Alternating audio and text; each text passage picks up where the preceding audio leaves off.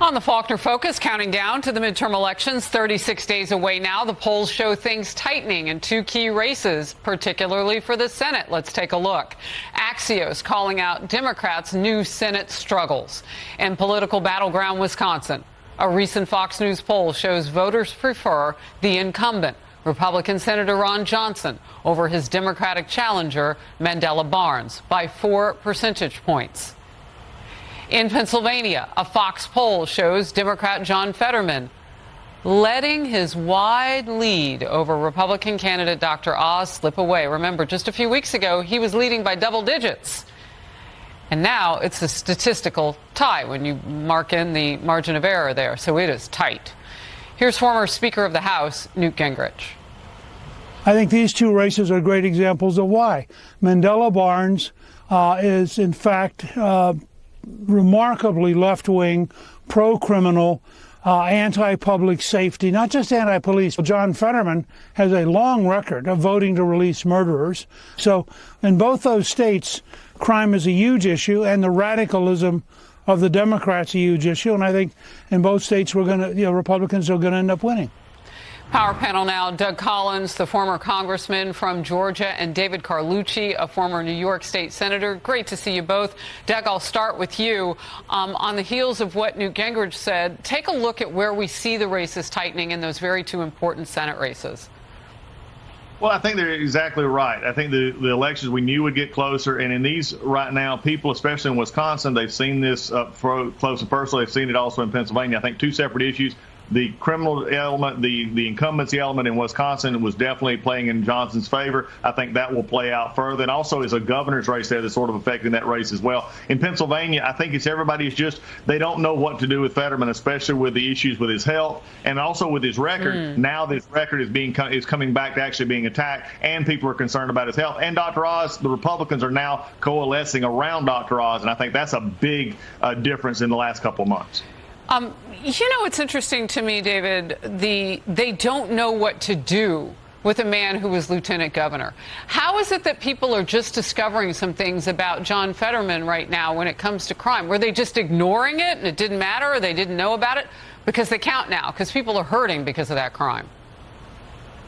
Well, I think what's happening now is Republicans are blanketing the airwaves, attacking the Democratic candidates in Wisconsin, in Pennsylvania, across the country. But on these two states particularly, the Republicans are downing on crime. And, yeah, that's a good move. It's moving the needle. But when you look at what voters Let me just really jump care in, about. and then I promise to let you finish. Doubling down on crime. Did you hear what Jen Psaki, former White House press secretary, said? You can pay attention to what they're putting in their ads and let that be your focus, but maybe you come up with some answers. Maybe it's about policy.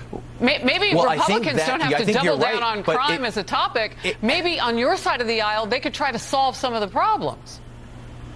Well, I think it works both ways. I think the issue here, what I was getting at, is that the economy is still the number one issue. Yes, it's polled in different ways, taxes, inflation, jobs, but when you look at it together, the economy is number one. And what's real about this is that the Democrats are proving success. You've got the Inflation Reduction Act. You have the canceling of student debt. You have helping veterans pay their medical bills. And won't before 2031, according to the CBO. What voters care about.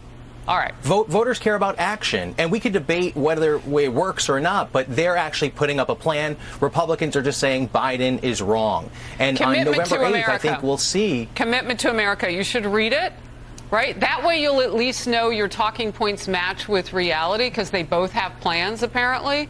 One plan is in motion and it's not working currently for the Democrats. Let's move to this. Former President Bill Clinton has a midterm message for Democrats. He says, let's not find ways to lose. Watch this.